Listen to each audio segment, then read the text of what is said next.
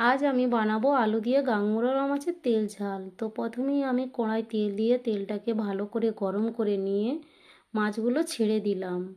তারপর খুন্তির সাহায্যে উল্টে পাল্টে ভালো করে ভেজে নিয়ে একটা মিক্সিং বোলের মধ্যে তুলে নিলাম। তারপর ওই তেলেতেই আলু দিয়ে সামান্য নুন দিয়ে আলুটাকে ভালো করে ভেজে নিয়ে একটা প্লেটের মধ্যে তুলে নিলাম।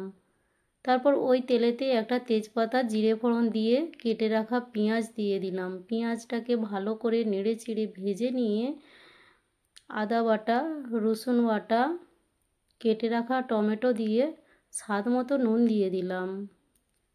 তারপর ভালো করে ভেজে নিয়ে 1 চামচ লঙ্কা গুঁড়ো, 1 চামচ হলুদ গুঁড়ো, সামান্য জল দিয়ে মশলাটাকে ভালো করে কষিয়ে নিলাম।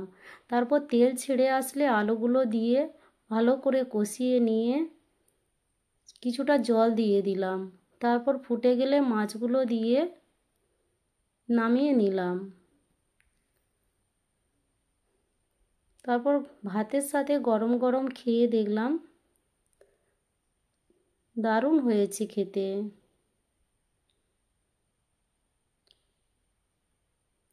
খুব সুস্বাদু হয়েছে।